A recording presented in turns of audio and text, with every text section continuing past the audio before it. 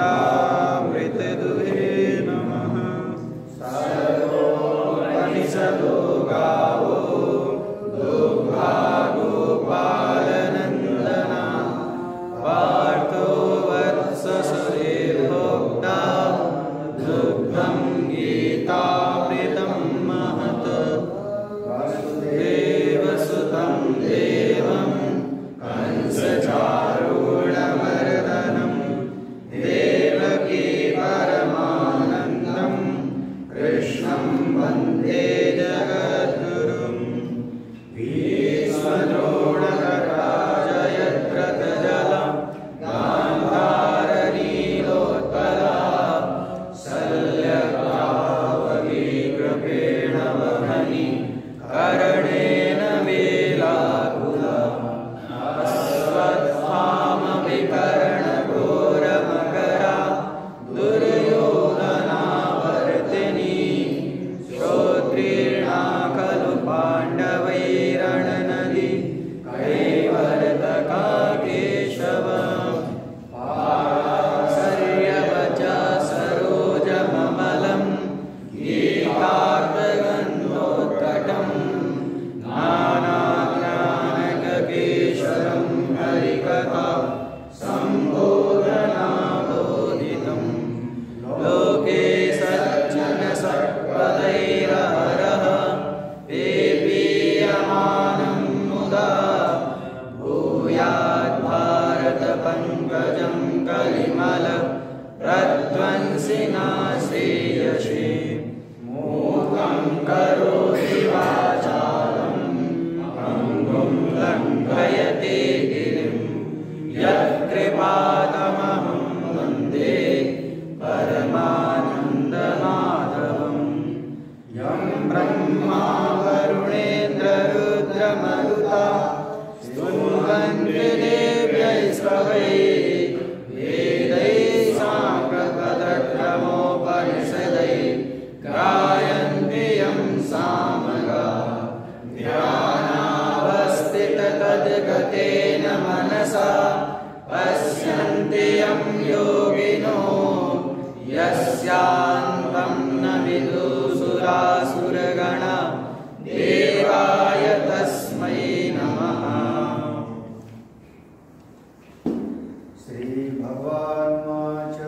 श्रीभगवानुवाच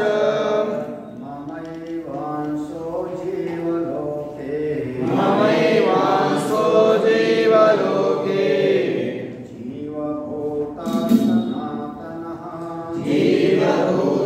सनातनः मनःषष्ठानीन्द्रियाणि प्रकृतिस्थानि कर्षति। शरीरं यदवाप्नोति यच्चाप्युत्क्रामतीश्वरः गृहीत्वैतानि संयाति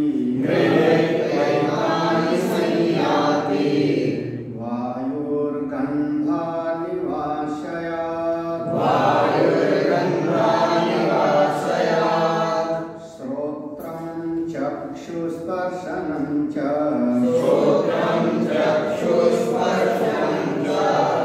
रसनं घ्राणमेव च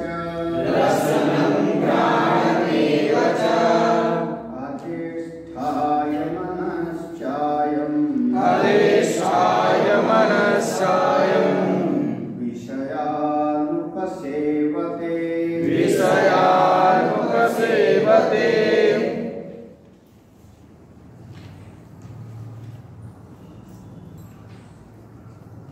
ईश्वर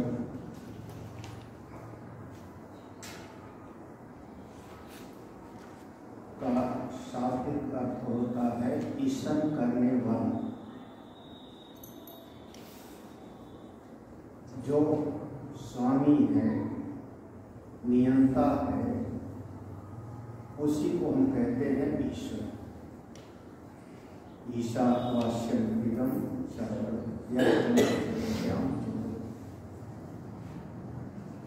किसका नियंता है, ईशन किसका करता है, स्वामी किसका है, तो ये सारे जगत का, सारे ब्रह्मांड का, उस महत्तत्व से लेकर के अव्यक्त से लेकर के पांचों महाभूत और पांचों महाभूत से उत्पन्न हुआ सारा का सारा जगत एक उसके नियंत्रण में है, उसी को हम कहते हैं ईश्वर। सबका स्वामी, निरुपाधिक नहीं, सोपाधिक, माया उपहित चेतन, उसी को हम ईश्वर कहते हैं। जो निरुपाधिक होगा उसको हम ब्रह्म कहेंगे। वह तत्व आज पीछे समय पढ़ना कि नहीं? ठीक, पूरा तो नहीं पढ़ा, 2-3 समय पढ़ा जिसको ना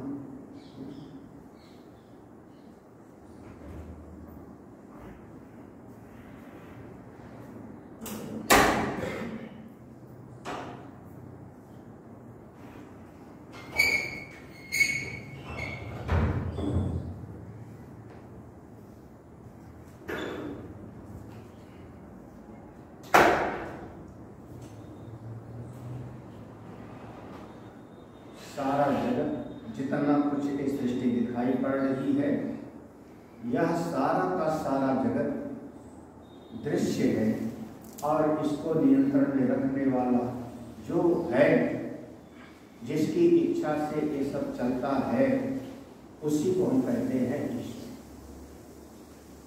वो सारे जगत के कण कण में व्याप्त है। उस ईश्वर का एक अंश है यह जीव। यहाँ पर थोड़ा सावधानी से समझना, ब्रह्म का अंश नहीं होता, ब्रह्म में अंश अंशी का भाव नहीं होता। गोस्वामी जी ने जब लिखा तो उन्होंने ये लिखा, ईश्वर अंश जीव अविनाशी। ईश्वर का अंश हो सकता है, ब्रह्म का नहीं, क्योंकि ब्रह्म सबका अधिष्ठान है और जो अधिष्ठान है उसके ऊपर सारा ब्रह्मांड कल्पित है, वहां अंश अंशी का भाव होना संभव नहीं। तो जो ब्रह्म है निरुपाधिक है, जब माया शक्ति को धारण कर लिया तो ईश्वर हो गया और वही सारे जगत की उत्पत्ति करता है, स्थिति करता है, पालन करता है। अब इस जगत में, सृष्टि में जिसके जिसके भीतर भी एक शक्ति आई कि हम किसी का नियंत्रण कर सके, वो भी छोटा मोटा ईश्वर ही है। अब भाई जैसे सोने की सिल्ली है 10 किलो का और सोने का एक अंगूठी बनाया 5 ग्राम का, दोनों है तो सोना ही ना। उसी प्रकार से वह नियंत्रण करने की सामर्थ्य आ जाती है किसी किसी में, तो वो सबका सब ईश्वर कहलाता है। अब एक कंपनी का मालिक है, ईश्वर ही है। घर का मुखिया है, घर का मुखिया है, वो भी घर में 10 लोग हैं तो उनको अपने नियंत्रण में ही रखता है। एक गांव है, उसका ग्राम प्रधान है, सरपंच है। आजकल हमारे देश का कौन हो गया? मोदी जी। वो कहते हैं ना, यहाँ पर योगी, वहां पर मोदी। कौन है? नियंत्रण रखते हैं ना। तो उसी प्रकार से हमारे इस शरीर, ये शरीर, इंद्रिय, मन, बुद्धि, इन सब को अपने नियंत्रण में रखने वाली भीतर एक शक्ति है जिसका नाम है जीव। और उस जीव को क्योंकि सबको नियंत्रण में रखता है, तो थोड़ी देर के लिए समझ लो वो भी ईश्वर के जैसे। शरीरम यद अवाप्नोति यच्चा अपि उत्क्रामति ईश्वर। ईश्वर माने यहाँ पर जीव। आप ईश्वर का अर्थ सीधा जीव। जीव कौन? क्योंकि ये शरीर, इंद्रिय, मन, बुद्धि इसका स्वामी है, इसको अपने नियंत्रण में रखता है, इसलिए ये थोड़ी देर के लिए ईश्वर के जैसा शक्ति वाला हो गया। अब यथा पिंड तथा ब्रह्मांड, जैसे शरीर में जैसे सारे जगत में। तो यह जो जीव है, जीव ये शरीर को छोड़ के जब निकलता है, तो जो कि स्वामी है सबका, तो कोई इंद्री मना नहीं कर सकती कि नहीं मैं नहीं जाऊंगा। ज्ञानेंद्रिय है, कर्मेंद्रिय है, 5 प्राण है, वो जीव निकलने लगता है तो कोई इंद्रिय ये नहीं कह सकती कि मैं नहीं जाऊंगी, आपको जाना ही पड़ेगा। ऐसे एक प्रसंग है ना उपनिषद में कि सब इंद्रियों में लड़ाई होगी, प्रसंग याद है? सब इंद्रियों में लड़ाई हो गई, मैं बड़ी हूँ, मैं बड़ी हूँ, मैं बड़ी हूँ, मेरे से श्रेष्ठ और कोई नहीं है, मेरे कारण ही ये सब का सब चल रहा है। आप सब लड़ गए तो कोई बात नहीं, कैसे निर्णय हो गए? बोले एक एक करके निकलो और जिसके चले जाने पर ये शरीर नष्ट हो जावे समझ लेना वही सबसे बड़ा है। अब सबसे पहले आंख निकल गई, 1 साल तक बाहर रही, मतलब कुछ फर्क ही नहीं पड़ा। 1 साल के बाद वो लौट के आई आंख, उसने पूछा क्यों मेरे बगैर तुम लोग रह लिए? तो जितनी और इंद्रियां थी, हाँ उनका जैसे सूरदास काम करता है हम लोग काम कर लिया, बस मरा थोड़ी। बोले जब मेरे ना रहने से कोई फर्क नहीं पड़ा तो मैं फिर वापस आ जाती हूँ। तो इंद्रिय आंख की आ गई, फिर कान वाला चला गया, फिर जीवा वाली चली, एक एक इंद्रिय सब गई, साल साल भर संवत्सर 1-1 वर्ष तक बाहर रही और अंत में अपना अभिमान झुका झुका के सब वापस आ गए। अंत में जो प्राण था उसने कहा ठीक है अब मैं निकलता हूँ, तुम लोग जो है रहो, अब मैं निकलता हूँ। तो जैसे दृष्टांत दिया वहां पर कि घोड़ा होता है, घोड़ा होता है तो घोड़े का दोनों पांव में रस्सी बांध के पीछे भी बांधा जाता है, उसके भीतर ज्यादा बल है। केवल आप जैसे गाय को गले में बांध देते हो ऐसे बांधोगे तो घोड़ा को तोड़ के भाग जाएगा। तो घोड़ा के पीछे वाले दोनों पांव में रस्सी बांध के पीछे भी बांधा जाता है और आगे भी बांधा जाता है। देखा नहीं वो घोड़ा बांधते हैं, बीच उसके बल ज्यादा है ना, हर्ष पावर। तो जब जैसे घोड़ा होता है उसका एक खूंटा टूट जाए तो जिस प्रकार से सारे खूंटों को तोड़ के वो भाग खड़ा होता है, उसी प्रकार से जब भीतर से प्राण निकलना शुरू हुआ तो जितनी इंद्रियां थी सब अपना अपना तंबू उठाया, टूटने लगी, निकलो निकलो निकलो अब तो जा रहा है। तो जितनी इंद्रियां थी सब मिलकर के फिर स्तुति गाती हैं, प्रार्थना करती हैं प्राण की कि हे प्राण देवता तुम ही ब्रह्म हो, तुम ही मेरे स्वामी हो, तुम ही ईश्वर हो, हम मिथ्या अभिमान में अभी तक थे। तो अब वहाँ प्राण का श्रेष्ठत्व, सर्वविधायित्व, सबका रक्षकत्व ऐसा बताया गया। तो जैसे प्राण निकले तो इंद्रियां निकलेगी, ऐसे जीव जब यहाँ से जाने लगेगा तो कोई इंद्रिय रुक नहीं सकती, फिर सारी इंद्रियों की शक्ति यहाँ से निकलेगी। हम लोगों ने कल दृष्टांत में समझा था जैसे किराए का घर, तो सारी इंद्रियों को लेकर के यतचा अपनी उत्क्रांति या ईश्वर माने जीव सबको लेके यहाँ से निकल जाता है। फिर बाहर गया कहाँ तक? बोले फिर कोई नया शरीर धारण करेगा अपने कर्म के अनुसार, शरीरम यद अवाप्नोति, एक नया शरीर धारण किया।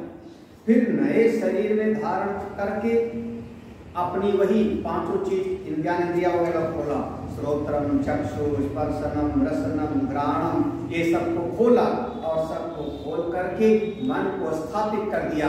मन तुम सबके साथ जुड़ना, और यह जीव विषया अनुपसेवते, यह जो जीव रूपी ईश्वर है मन का आधार बना करके 5 विषयों का सेवन करने लगता है। ये बहुत बहुत सूक्ष्म बात हो जाएगी।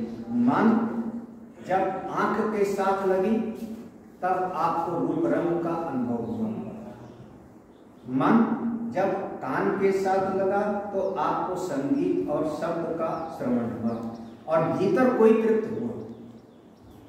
दोनों बातें समझना। अगर मन आपका जीवा के साथ ना लगे तो आपको खट्टे मीठे का ज्ञान नहीं होगा। मन और जीवा ये दोनों मिल गई तो भीतर किसी को अनुभव हुआ कि खट्टा है कि मीठा है कि कड़वा है, और भीतर कोई कहता है बहुत अच्छा हुआ, मैं बहुत सुखी हूँ, बहुत बढ़िया भोजन मिलेगा, तृप्त हुआ कोई। ये भीतर कोई ऐसा है जो अपने आप को भोक्ता समझने लगता है, मन नहीं भोग रहा है। ये मन एक करण है, इंद्रिय नहीं भोग रही, वो भी एक करण है, वो भी एक मशीन है। तो मन जैसे कान से लगा तो आपको संगीत सुनाई पड़ा और भीतर संतुष्ट हुआ जीव। मन उसका एक साधन है। मन जब नेत्र से जुड़ गया तो आपको बढ़िया दृश्य दिखाई पड़ा और उससे संतुष्ट हो गया जीव। जीव ने कहा आज बहुत बढ़िया चीज देखी हमने, आज बहुत अच्छा लगा हमको देख करके। ऐसे नासिका है, मन नासिका से जुड़ गया तो आपको सुगंध आई। जैसे सुगंध आई, अब आपके भीतर कोई संतुष्ट हुआ, हाँ ये सुगंध बढ़िया है, ये बहुत अच्छी सुगंध है, ये तो चंदन की होगी, मलयालय का चंदन। तो अब ये भीतर बैठ करके जो भोगने लगा उसको हम कहते हैं जीव। वही ईश्वर है। कौन ईश्वर? यहाँ पर जो ईश्वर कहा था, हाँ ईश्वर माने यहाँ पर वो वाला ईश्वर नहीं, एक ईश्वर है सारे जगत का नियंता समष्टि का, वो भगवान कहे जाते हैं। और यहाँ पर जो ईश्वर कहा गया इस कार्यकरण संघात, ये शरीर इंद्रियों के स्वामी का नाम भी ईश्वर है, यानी जीव। अविद्या के कारण वह जीव बना और वही जीव करता है, वही विषया अनुसेवते, विषयों का भोग करता है। कैसे? अधिष्ठाय मनश्चाय, मन को आधार बना करके। अरे मन ही ना हो गए, मन ना हो गए, हाँ वही जैसे सो गए, मन सो गए, मन सो गए। अब उसको बढ़िया सा कोई दृश्य दिखाओ, हाँ खूब गहरी नींद में सोया हो और उसके कान में बढ़िया धीमा धीमा कोई म्यूजिक सुनो, कैसा लगेगा? कई बार तुम लोग तो किए होंगे, सुनते सुनते सो गए हो, कान में लगा लिया आजकल ईयरफोन, हाँ और सुन रहे हैं। जब तक आप होश में हो, जगे हुए हो, सुनाई पड़ रहा है, तब तक आप भोगता हो, आप समझ रहे हो कि हाँ हमको सुनाई पड़ रहा है। बीच में मन सो गए और हो सकता है वो संगीत आपका चल रहा है, अब सो गए तो कौन सोया? जीव नहीं, जीव तो जो कहते हो, सोया कौन? मन। मन उस समय सो गया, अंतःकरण सो गया, और जब अंतःकरण सो गया तो अब आपको बगल में बजता हुआ भी आपको सुनाई ही। विषया अनुसेवते, विषय अनुसेवते, ये विषयों का प्रतिदिन सेवन करता है। पांचों विषय कौन कौन? शब्द, स्पर्श, रूप, रस, गंध, ये पांचों विषयों का सेवन करता है। कौन? यही जीव। अब यहाँ पर पूरा प्रसंग हो रहा है एक तरीके से। शरीर, इंद्रियां, अंतःकरण, ये सब मशीन है, इनके द्वारा भोगने वाला जो है भीतर वो है जीव। वही जीव जब ये शरीर में पूरा का पूरा हो गया, फिर से अब देखो ना, अब उसके भीतर भोगने की इच्छा है। जीव के भीतर अभी भोगने की इच्छा है, क्या? देखने की इच्छा है, लेकिन आंख काम नहीं कर रही। सुनने की इच्छा है, कान काम नहीं कर रहा, सुनाई नहीं पड़ रहा। खाने की इच्छा है, लेकिन अब पेट पचा नहीं पाता, दांत गिर गए सारे। तो अब जीव के भीतर वासनाएं हैं, कामनाएं हैं, लेकिन उनकी पूर्ति का साधन नहीं। समझ रहे हो ना? यानी क्या हो गया? अंगम गलितम गलितम मुंडम, अब शरीर वृद्ध हो गया। तब जीव के भीतर निश्चय होता है कि अब इस शरीर में रह करके हमारी इच्छाओं की पूर्ति, बस अब आयु समाप्त हो रही। अब जीव ने कहा इस शरीर को छोड़ो और सब इंद्रियों की गठरी बनाओ और फिर से किसी नए शरीर में चलते हैं, वहां पर भोगेंगे, वहां पर सुख भोगेंगे। और इस प्रकार से जीव का आवागमन चलता है। कौन कौन जा रहा है, आ रहा है? परमात्मा नहीं, ब्रह्म नहीं, वह जीव ही सारे 19 अंगों की शक्तियों को बना करके पोटली बनाया, यहाँ से गया, फिर आया, फिर गया, फिर आया। और जैसे कैसे कहूँ, जैसे ये जो संसार में लोग रोज का रोज बाजार जाते हो और बाजार से आते हो, पता नहीं बाजार जाना आना खत्म ही नहीं होता रोज। और कई बार दिन भर में 4-4 बार बाजार गए 9 चीजें खरीदी। हाँ 2-4 चीजें ऐसे दिखाई पड़ रही जिनका दिल किया कि खरीद लूं, लेकिन पैसे नहीं था, वापस चले आए। हाँ क्या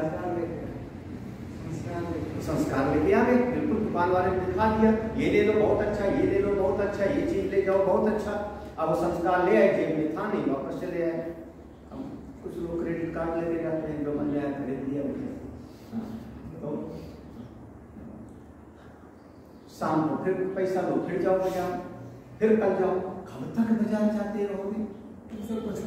हाँ, जब तक पैसा रहेगा जब तक पैसा रहेगा तब तक बाजार। और पैसा खत्म हो गया और सामान की कामना है तो मेहनत करो, पैसा कमाओ, पैसा कमाओ, क्योंकि कामना है ना। 10 चीजों की कामना बन गई तो कामना है और पैसा नहीं है, सामर्थ्य नहीं है, तो फिर से पैसा कमाओ, परिश्रम करो, फिर से यज्ञ करो, फिर से ऐसा ऐसा साधन करो, फिर से पूंजी कमाओ, फिर लेके। तो ये दुनिया एक बाजार है, ये बाजार है, आप रोज आते हो और रोज बाजार से यही जन्म और मृत्यु है। भाई हम लोगों का बचपन याद है, 7 दिन में एक दिन बाजार लगती थी। और गांव के किनारे मोहल्ले में कस्बे में एक दिन लगती थी ना, 2 दिन ना, पैंट बोलते हैं गाँव की बाजार। हम लोग लिस्ट बना लेते थे। हाँ, हमारे परिवार में लिस्ट बना दी जाती थी, 100 ग्राम धनिया कि 500 ग्राम जो है आलू की क्या क्या, और लिस्ट बना ले गए और जो जो सामान था ले आए। अब फिर अगले हफ्ते 7 दिन के बाद ही जाना होगा कि नहीं? आप लोगों ने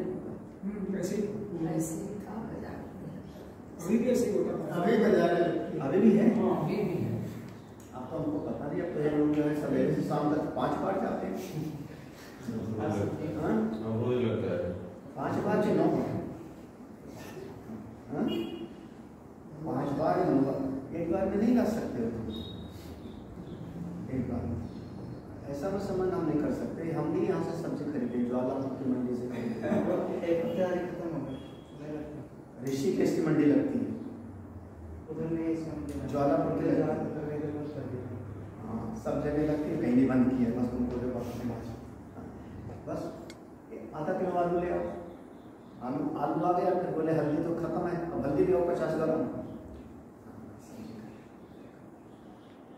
तो अब क्या हुआ, रोज रोज जाते रहो, ऐसे ये जीव है बेचारा और क्या करता है। जैसे तुम भटक रहे हो बाजार में, दुकान में, ऐसे जीव भटकता रहता है। चलो ऐसी नजर हो कि यही बैठे बैठे 50 किलोमीटर दूर तक देख ले। दूरबीन तो है नहीं, कामना है, लेकिन इस आंख में सामर्थ्य नहीं। अच्छे कर्म किया नहीं था, बढ़िया कर्म नहीं किया था, तो कोई बात नहीं, अगला जन्म जाओ भीड़ कर जाओगे, 50 किलोमीटर देख लेना। कामना थी ना, जीव में कामना थी कि ऐसी नजर हो कि 50 किलोमीटर तक दिखाई पड़ जाओगे, जाओ अगला जन्म काय का मिल गया, क्योंकि सत्संगी थे नहीं, कामना थी तो ऐसे शरीर मिल गए। फिर कोई ऐसे सोचा, ऐसी कामना है जीव के भीतर कि एक हाथ मारे तो सामने वाला मर जाए, हाथ में इतनी ताकत हो, पांव में मेरी इतनी ताकत हो। बोले इसमें तो है नहीं ताकत, तो जाओ अगले जन्म में शेर बन जाओ, यही ना। या ऐसी कोई बात हो कि दीवार के उस पार कोई बात कर रहा हो तो सुनाई पड़ जाए। कहते हैं दीवारों के भी ऐसा मजा आ जाए, कोई बुढ़िया पुराण। तो बोले कहां, कोई बात नहीं, तो ठीक है, क्या होगा? बोले अगले जन्म छिपकली बन जाना, दीवार से जिंदगी में चिपके रहना। यथा कर्म यथा सुकृतम, अभी कल पढ़ा तो सही, यथा कर्म यथा सुकृतम, ऐसे शब्द आया था कहीं पर, याद होगा। तो उपनिषद का था, मैंने बताया था उपनिषद का है। जैसे कर्म होगा, जैसे आपकी बुद्धि में श्रुतम माने संस्कार होगा, ज्ञान होगा, उसी के अनुरूप जीव जा करके नया शरीर धारण करेगा। फिर नए शरीर में वैसे आप संसार का भोग करोगे। फिर नए संसार का भोग किया, संयोग की बात मानी, सत्संग साधना भजन नहीं किया, फिर नहीं किया तो कोई बात नहीं, फिर वो शरीर छूट जाएगा। अब उस चीज को अगर ध्यान से सुन, मन में कामना है, मन में वासना है और इंद्रियों में भोगने की शक्ति खत्म हो गई, तब आपको दोबारा जन्म न लेंगे। लेकिन मन में कामना ना हो गई तो प्रजहाति यदा कामान् सर्वान् पार्थ मन में कोई कामना ही ना होवे तो कैसे जाएगा? क्यों जाएगा बाजार? चाह है, मन में चाह है तो बाजार जाएगा, और मन में चाह ही नहीं है तो सबसे बड़ी चीज तो यही है। लेकिन ये थोड़ा मुश्किल की बात है, तो उस चीज को कह रहे हैं। देखो अगला श्लोक समझिए। ये जो आवागमन है जीव का, ये जीव अपने मन की कामनाओं के अनुरूप तद शरीर को धारण करता है। उस शरीर को धारण करके विषयों का भोग करेगा, फिर शरीर की शक्ति पूरी हो जाएगी, आयु पूरी हो जाएगी, तो पुनः फिर नया शरीर धारण करेगा, और इस प्रकार से संसार का चक्र निरंतर चलता निरंतर। जो जानने वाले सो कौन जानता है? इस श्लोक में एवं देहगतम देहात, इस प्रकार से देहात एक शरीर से दूसरे शरीर में जीव जाता रहता है। एवं देहात देहगतम, देहात माने एक शरीर से दूसरे शरीर में जाता है। कैसे? उत्क्रामंतम स्थितं वापि, उत्क्रामंतम स्थितं वापि, भुञ्जानं वा गुणान्वितं, भुञ्जानं वा गुणान्वितं,